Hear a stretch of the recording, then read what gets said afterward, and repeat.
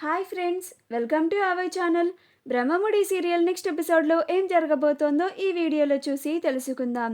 అప్పు కళ్యాణ్లని కలిపే ప్రయత్నంలో విఫలమైన రాజ్ అసలేం జరిగింది అని తెలుసుకోవడానికి ఈ వీడియోని స్కిప్ చేయకుండా ఎండ్ వరకు చూసేయండి.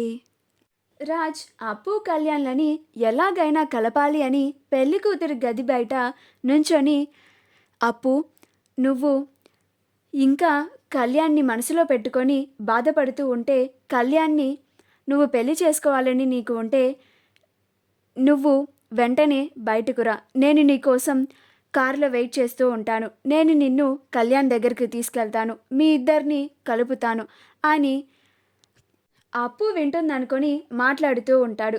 కానీ ఆ గదిలో అప్పు ఉండదు. కావ్య రాజ్ చెప్పిందంతా వింటుంది. అప్పుడు కావ్య, నాకు తెలియకుండా ఇన్ని ప్రయత్నాలు చేస్తున్నారు మీరు, మీ సంగతి చెప్తానుండండి అని కావ్య తలపైన చెంగును కప్పుకొని వచ్చి కారులో కూర్చుంటుంది. అప్పుడు రాజ్, వచ్చేసావా అప్పు, పద వెళ్దాం అని అంటాడు. అప్పుడు అప్పు లాగా ఉన్న ముసుగులో ఉన్న కావ్య, జల్దీ పోనీ బావా అని అంటుంది. అప్పుడు రాజ్, పోనిస్తున్నా మర్దల్స్ అని అంటాడు. అప్పుడు రాజ్ బయలుదేరడానికి కార్ని స్టార్ట్ చేస్తాడు. కానీ కరెక్ట్గా బయలుదేరే టైంకి ప్రకాశం వచ్చి కారుకి అడ్డంగా నుంచుంటాడు. అప్పుడు రాజ్, అబ్బా బాబాయ్ అడ్లెగు అని అంటాడు. అప్పుడు ప్రకాశం, ఎక్కడికి రాజ్, ఇంత అర్జెంటుగా వెళ్తున్నావు అని అంటాడు. అప్పుడు రాజ్, ప్లీజ్ బాబాయ్, నేను అర్జెంటుగా వెళ్ళాలి, దయచేసి అడ్డు తప్పుకో అని అంటాడు. అప్పుడు ప్రకాశం, నేనే అర్జెంట్ వచ్చి ఆపుకున్నాను, నీకంత అర్జెంట్ ఏంట్రా అని అంటాడు. అప్పుడు రాజ్, అబ్బా బాబాయ్, అర్జెంట్ అంటే అర్జెంట్ కాదు, నాకు వెంటనే ఆఫీస్ నుంచి కాల్ వచ్చింది, నేను వెంటనే వెళ్ళాలి అని అంటాడు. అప్పుడు ప్రకాశం, ఇప్పుడు కాల్ రావడం ఏంట్రా, అయినా నీ మరదలు పెళ్లి పెట్టుకొని ఇప్పుడు వెళ్తా అంటున్నావేంటి అని అంటాడు. అప్పుడు రాజ్, ప్లీజ్ బాబాయ్, నేను హాఫ్ అన్ అవర్లో వచ్చేస్తాను, ప్లీజ్ అడ్డులెగ్గు, నన్ను వెళ్ళనివ్వు అని అంటాడు. అప్పుడు ప్రకాశం, అంత తొందర ఏంట్రా నీకు, అసలైనా ఆ ఆఫీస్ వర్క్ ఏంటో మన మేనేజర్కి అప్పగించవచ్చు కదా, ఇప్పుడు నువ్వు వెళ్ళాల్సినంత అవసరం ఏముంది అని అంటాడు. అప్పుడు రాజ్, బాబాయ్కి ఎలాగైనా సరే ఏదో ఒక మాయ మాటలు చెప్పి అడ్డు లెగిసేలాగా చేయాలి, లేకపోతే అప్పుని చూసే ప్రమాదం ఉంది, అప్పుని చూస్తే కొంపలంటుకుపోతాయి అని అనుకొని, బాబాయ్ అదిగో పిన్ని పిలుస్తుంది, పిన్ని బాబాయ్ ఇక్కడే ఉన్నాడు అని అంటాడు. అప్పుడు ప్రకాశం పక్కకి తిరిగి, ధాన్యం వస్తున్నా అని కొంచెం పక్కకి జరుగుతాడు. అప్పుడు రాజ్ ఫాస్ట్గా కార్ని డ్రైవ్ చేస్తాడు. ప్రకాశం, ధాన్యం ధాన్యం ఎక్కడున్నావు అని వెతుక్కుంటూ ఉంటాడు. ఈలోగా రాజ్ ఫాస్ట్గా వెళ్ళిపోవడం చూసి, రాజ్, ఒరే రాజ్, ఎక్కడికి రా, అంత ఫాస్ట్గా వెళ్ళిపోతున్నావు అని పిలుస్తూ ఉంటాడు. ఈలోగా రాజ్ వినిపించుకోకుండా వెళ్ళిపోతాడు. అప్పుడు ప్రకాశం, వీడేంటబ్బా ఇంత అర్జెంటుగా ఎందుకని కంగారు పడుకుంటూ వెళ్తున్నాడు, అదేమన్నా అడిగితే ఆఫీస్ వర్క్ అని అంటున్నాడు, నాకేదో తేడాగా ఉంది అని అంటాడు అనుకుంటూ ఉంటాడు. ఈలోగా ధాన్యలక్ష్మి ప్రకాశం కోసం వెతుక్కుంటూ వస్తుంది.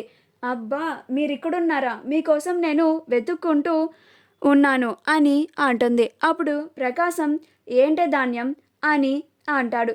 అప్పుడు ధాన్యలక్ష్మి, ఇట్రండి, మీతో ఒక చిన్న పని పడింది అని ప్రకాశంని అక్కడ నుంచి తీసుకొని వెళ్తుంది.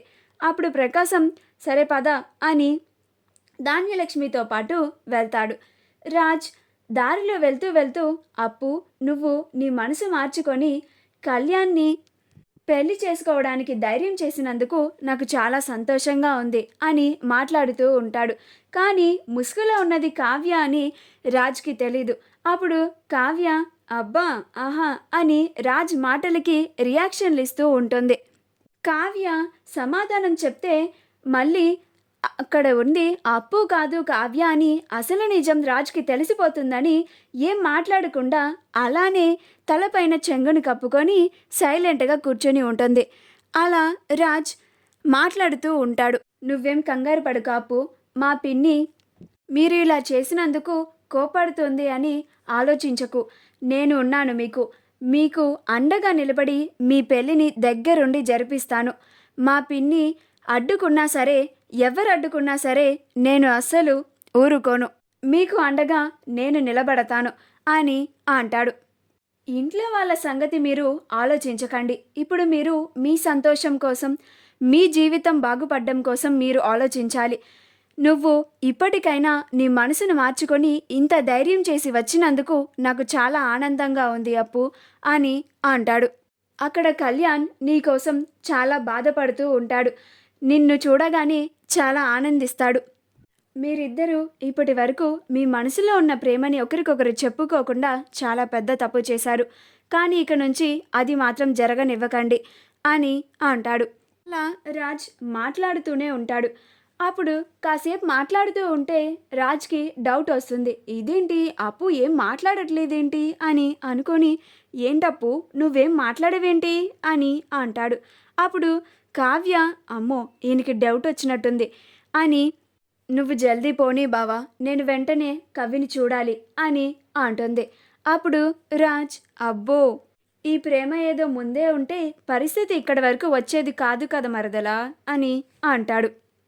ఈలోగా ఇల్లు వస్తుంది. అప్పుడు రాజ్ కార్ దిగప్పు అని కార్ డోర్ని ఓపెన్ చేస్తాడు. అప్పుడు కావ్య కార్ని దిగుతుంది. అప్పుడు రాజ్, ఇంకా ఏంటప్పు ఇక్కడ ఎవరూ లేరు కదా, తలపైన ఆ చీర కొంగుని తీసేయి అని అంటాడు. అప్పుడు అప్పు, లే బావా అని అంటుంది. అప్పుడు రాజ్, ఏం పర్లేదులే అప్పు, ఇక్కడెవరూ లేరులే అని అంటాడు. నువ్వేం కంగారు పడుకు, ఇంకా నువ్వు నిశ్చింతగా ఉండు, నిన్ను నేను ఇక్కడికి తీసుకొచ్చేసాను కదా, ఇంకా అక్కడ పెళ్ళి ఆగిపోతుందిలే అని అంటాడు. అప్పుడు కావ్య తన మొహానికి తలపైన కప్పుకున్న కొంగిని తీసి తన మొహాన్ని రాజ్కి చూపిస్తుంది. అప్పుడు రాజ్ కావ్యని చూసి ఆశ్చర్యపోతాడు. ఒసే తింగరబుచ్చి నువ్వా అని అంటాడు. అప్పుడు కావ్య, అవును నేనే, ఎంత బాగా ప్లాన్ చేశారండి, మా చెల్లిని ఎవరికీ తెలియకుండా సైలెంట్గా కార్లో తీసుకొని వచ్చి కళ్యాణ్ని అప్పులని కలుపుదామని ప్రయత్నిస్తున్నారా? నేను కనుక ఆ ప్లేస్లో లేకుండా అప్పు గనక ఉండి ఉంటే ఎంతటి ప్రమాదం జరిగేది. అప్పుడు మీ పిన్ని గారు, మీ రుద్రాని అత్తగారు దుమ్మెత్తిపోసేది నాపైనేగా, మా కుటుంబం పైనేగా, మీకేంటి, మీరు చక్కగా ఉంటారు అని అంటుంది.